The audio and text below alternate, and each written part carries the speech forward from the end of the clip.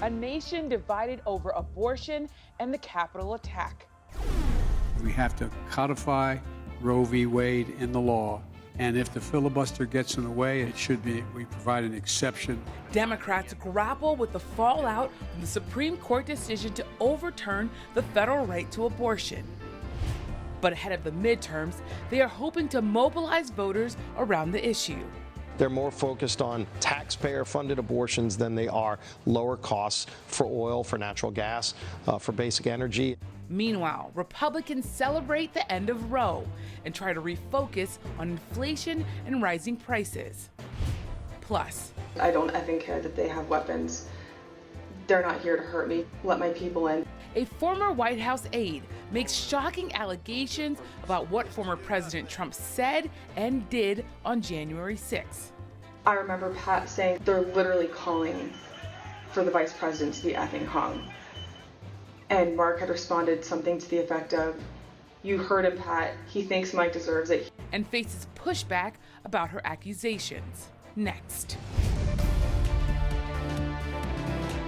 This is Washington Week. Corporate funding is provided by Consumer Cellular.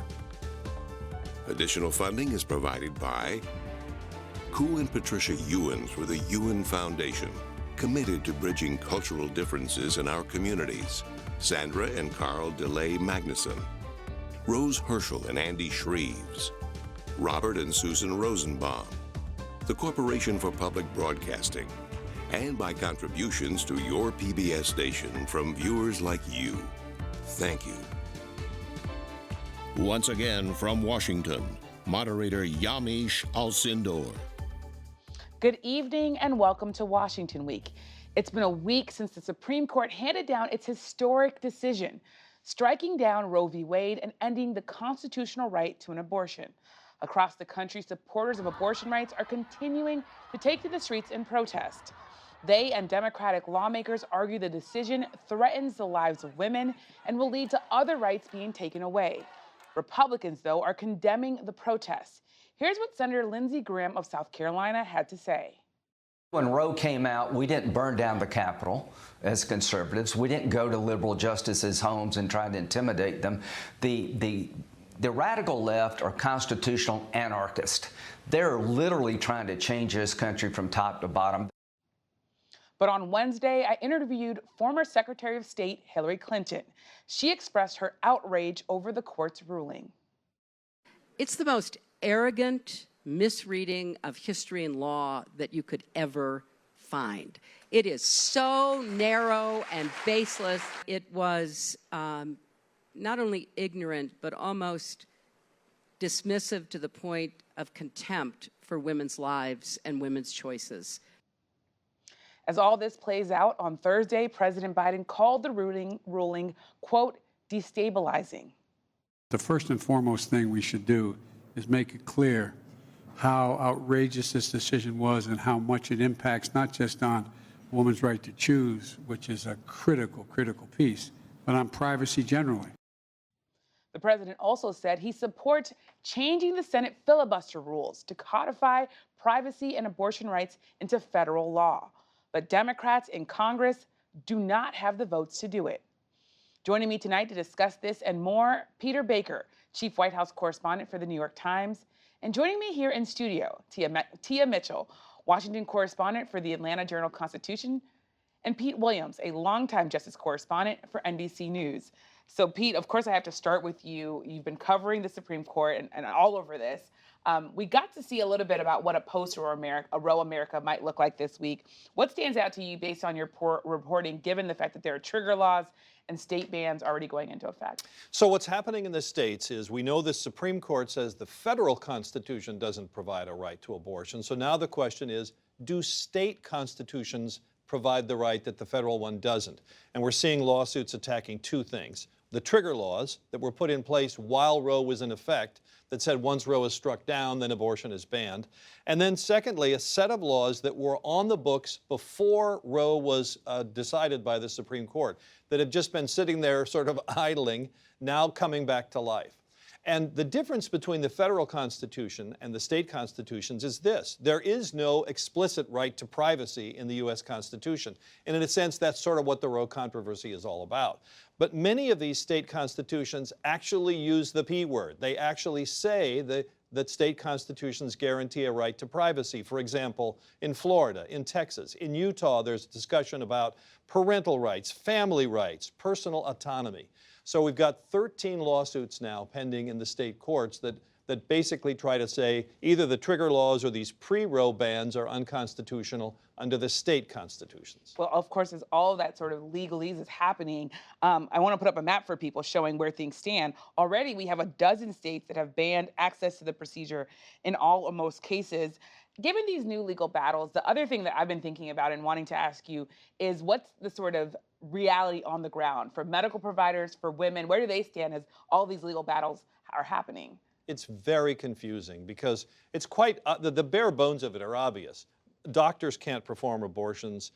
Pharmacies can't hand out the medication for the so-called Plan B or the pills, the abortion pills. But who knows? Can, exactly in what circumstances can a doctor perform an abortion if the life of a mother is threatened or there's rape or incest? In Louisiana, that's one of the reasons the laws are on hold right now, because there are 3 separate provisions, and a state judge agreed we've got to work this out. So until we can, let's put it on hold. Some states are going to try to block people from traveling to other states or make it a crime to do that. The federal government says it's going to try to protect that right. What about sending abortion pills from states where it's legal to states where it isn't legal? Who knows? That's all to be worked out.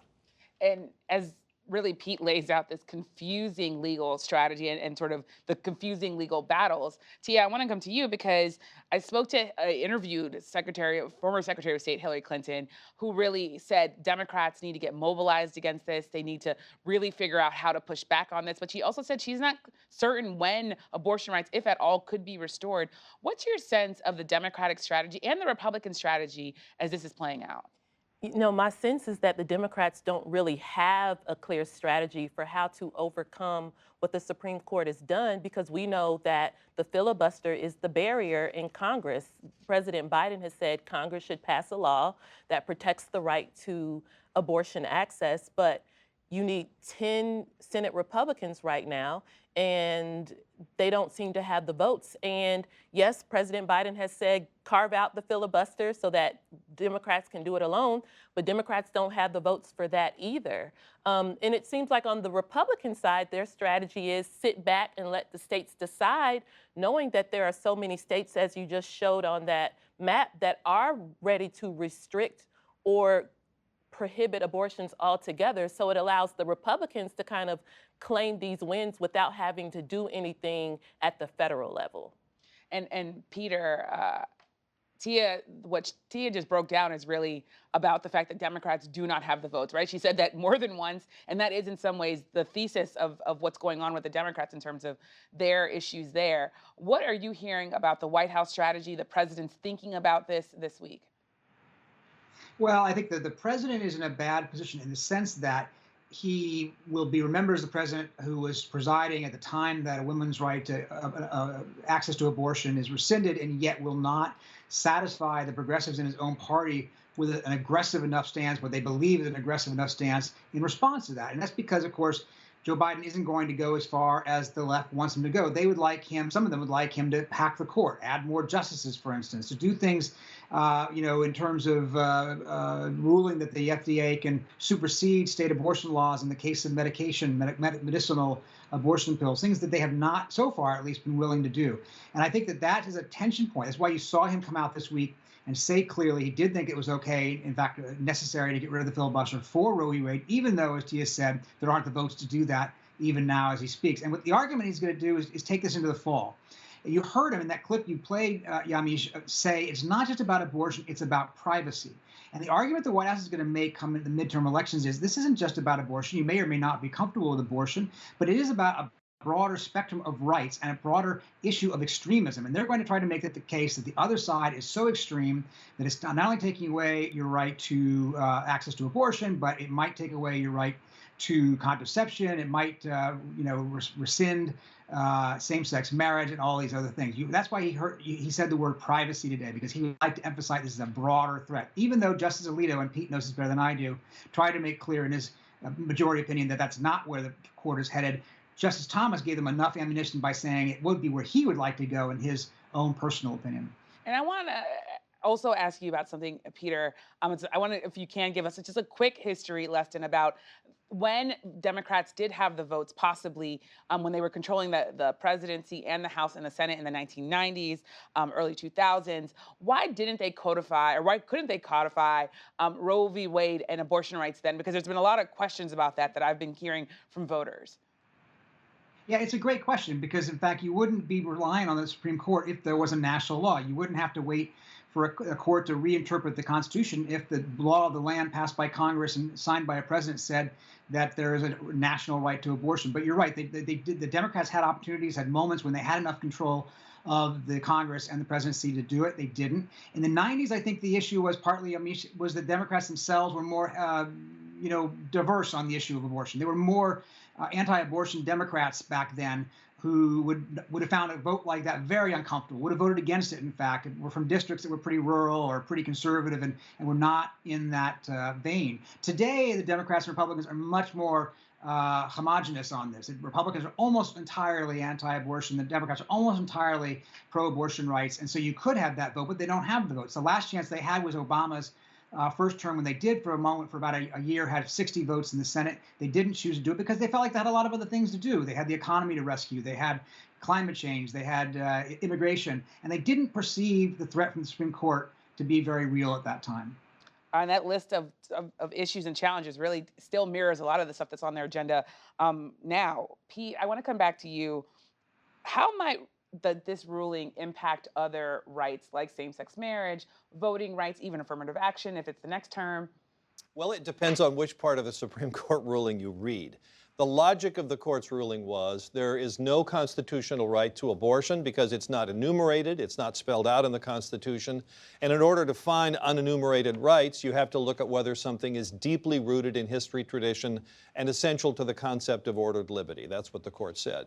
Well, obviously, same-sex marriage flunks that test. It's not deeply rooted, nor is the right to contraceptives or interracial marriage or a whole bunch of other guarantees. However, 4 times in the opinion, Alito says, don't worry, those other precedents are safe because abortion's different. It involves a life. Justice Thomas doesn't think it's different enough. You know, I think part of this is better for you all to answer, because I think part of it is there a political push? Will the states now try to ban? That's how it would get to the Supreme Court if the states try to ban same-sex marriage or ban access to contraceptives. It seems hard for me to believe there's a national groundswell to ban contraceptives. And a quick follow, which is, I saw Senator Cornyn tweet, now do Plessy versus Ferguson, Brown v. Board of Education, and of course, for viewers who don't know that, those are the seminal landmark decisions that dealt with desegregating schools in our country. Do you have any sense of whether or not there's a legal grounds for that? There's even talk about that. I thought it was a fake tweet, but when I saw it, it was real. I have no idea what he's talking about. Yeah. I'll just leave it there then, Pete. You're like, I have no idea what he's talking about, and I'll move on then. I'll say this. I want to bring up the latest poll from PBS NewsHour, if we could put it up for folks. It found that more than half of Americans oppose the decision to overturn Roe v. Wade. 88% of Democrats, 20% of Republicans, 53% of independents. Tia, how could those what might those numbers mean for Democrats and for the midterms as they are trying to, Democrats, focus voters' attention on abortion when there are so many other issues like inflation and other things, but polls are showing that in some ways public opinion might be on their side. Right, and that's what I thought was interesting about what Pete just said, is that the Supreme Court knew that abortion isn't necessarily something that even the public is clamoring for. It's coming from the right, but not necessarily coming from the majority of all Americans. And that didn't preclude them from making this ruling. So there's no indication that other things might come along too that might be politically unpopular. What Democrats are hoping is that it's unpopular enough and has their base fired up enough that it might help them in the midterms. We know that history is not on the side of Democrats as far as keeping control of the House.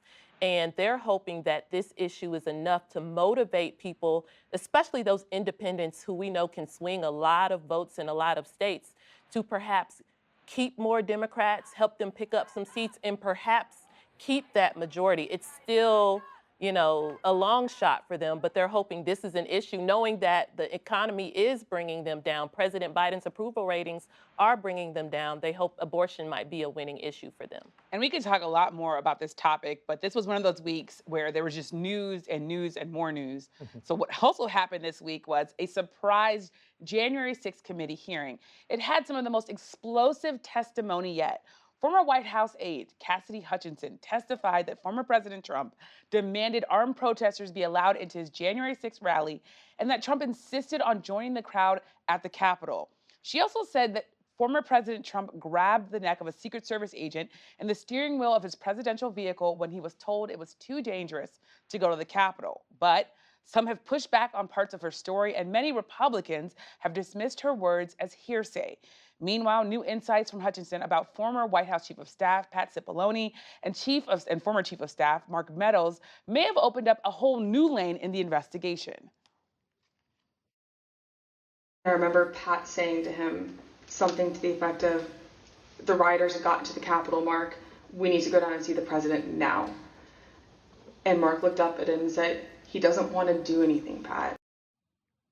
The January 6th committee has now subpoenaed Pat Cipollone to testify. Joining us now to discuss this, Jacqueline Alemany, congressional investigations reporter for The Washington Post. Jacqueline and Jackie, thank you so much for being here. You've been covering January 6th inside and out, so I want to just ask you what stuck out to you and what was different about this week? Yeah, Yamiche, it was certainly one of maybe the most explosive congressional testimonies that we've seen in history. For all of the comparisons to John Dean, Cassidy Hutchinson might have actually surpassed expectations. But with these revelations and with the committee achieving what they wanted to do, which was break through to the broader American public, has also come intense scrutiny and criticisms from Trump and his allies specifically, trying to poke holes in Cassidy Hutchinson's credibility and opened the committee up to criticism. They didn't thoroughly vet some of her claims in the lead up to the scramble to get her on the dais. That being said, the majority of her testimony has not been contested. There was only one small anecdote that anonymous Secret Service agents have come out against, but the rest of it has so far stood the test of time. And there are others that the committee's hoping now to come forward publicly, like Pat Cipollone, to corroborate some of the more explosive revelations, such as the president actually encouraged armed rioters to march to the Capitol. I want to ask you about Pat Cipollone. He obviously, as you just said, was subpoenaed to testify. How problematic might it be for the committee if he doesn't show up? The committee right now, it's a fairly mixed bag on feelings of whether or not he's ultimately going to show up. And so the latest reporting that we have is that his lawyers are in close negotiations, and that it is quite possible that he is prepared to provide at least written testimony. But what the committee would obviously like would for that to be videotaped so that they could ultimately take his videotape depositions and present it to the American public. And it really could be key to, I think, breaking through some of these criticisms from those in the conservative media ecosystem who are putting unsubstantiated attacks on Hutchinson and her testimony. But at the end of the day, Pat Cipollone, whether or not he cooperates, might not be key. The committee, after all, has been doing this for over a year now, and they have mountains of evidence and are still very well prepared to reveal some other bombshells in their finale hearing, which is now scheduled for not next week, but the week after. And Peter, in thinking about sort of the focus of these hearings, 13 million people reportedly watched Cassidy Hutchinson's testimony. You told our producers that people shouldn't get lost in the sort of back and forth because there were so much other things that were talked about there. We covered former President Trump together. What's your take on sort of what we learned and the overall impact that this hearing might have, given the grip that former President Trump had, but also the sort of window that we saw into the White House and his thinking? Well, I think it was actually very important in a number of instances. And the most important thing is the mindset of the president on January 6th in particular, right? Because we heard from somebody who was in the room, who was present in the White House, who was part of the team there, about how he viewed this and what he what he was worried about was the size of the crowd. He didn't care that they seemed to have weapons. He said to the Secret Service, take down the magnetometers. They're not here to hurt me.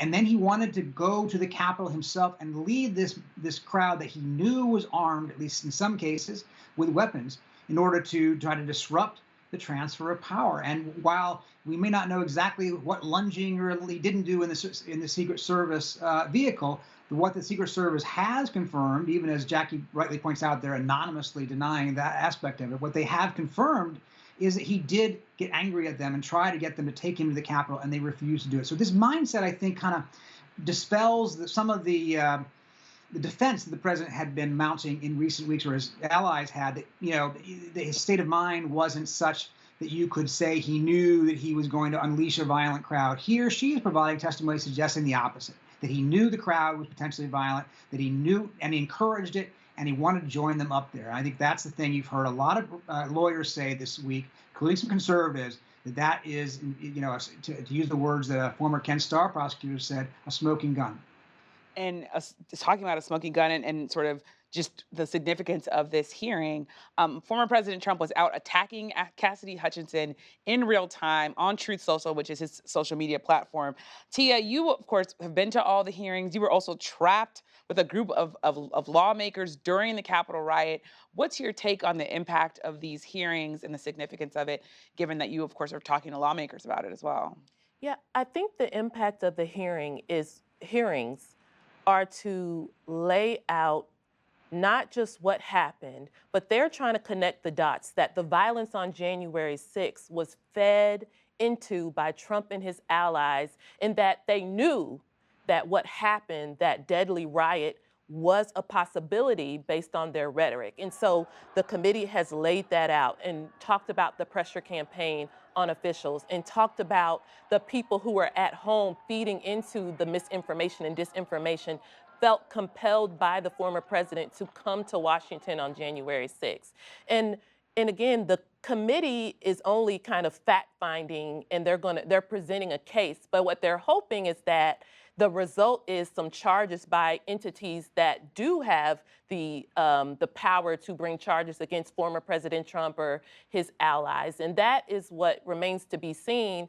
Including in Georgia, possibly. Yes, in Georgia, we have the district attorney in Fulton County, where Atlanta is based, who has convened a special grand jury. And there are, potential charges that could happen. A lot of speculation. Which is a lot. And Jackie, I want to go to you. The committee also talked about trying to get new witnesses, but also that there might be sort of witness tampering going on. What more do you know about that, given your reporting? Yeah, Yamiche, that decision by Liz Cheney to end yesterday's Tuesday, I don't even know what day it is. No, I understand.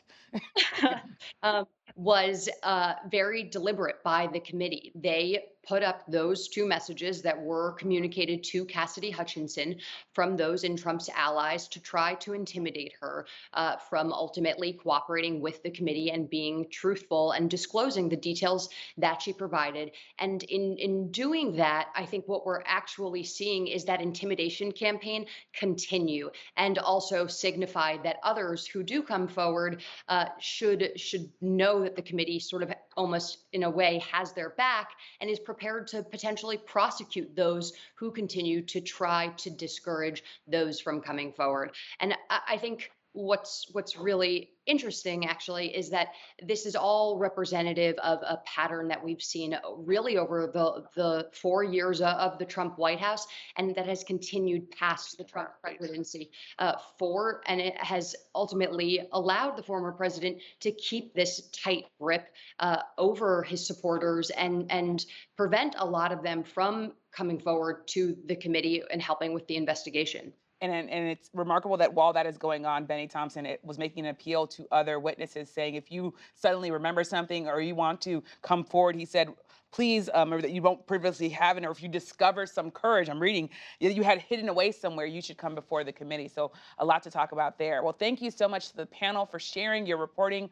And on tomorrow's PBS News Weekend, the obstacles faced by President Biden as he searches for more ways to federally protect abortion. Meanwhile, we will continue our conversation on the Washington Week Extra. Pete Williams will stay with me to talk about the historic Supreme Court decisions from the last few weeks. Find it on our website, Facebook, and YouTube. And finally, I want to acknowledge that Pete Williams is retiring at the end of this month. He is a legendary journalist, a Washington institution, and a dear friend of this program. He will be very, very much missed. Even though I know he's a little embarrassed right now, I have to give him a tribute. So thank you so much for joining us all from at home, and thank you, Pete. Again, good night from Washington. Corporate funding for Washington Week is provided by For 25 years, Consumer Cellular has been offering no-contract wireless plans designed to help people do more of what they like. Our U.S.-based customer service team can help find a plan that fits you. To learn more, visit consumercellular.tv. Additional funding is provided by Koo and Patricia Ewens with the Ewen Foundation, committed to bridging cultural differences in our communities. Sandra and Carl DeLay Magnuson, Rose Herschel and Andy Shreves, Robert and Susan Rosenbaum, the Corporation for Public Broadcasting, and by contributions to your PBS station from viewers like you. Thank you.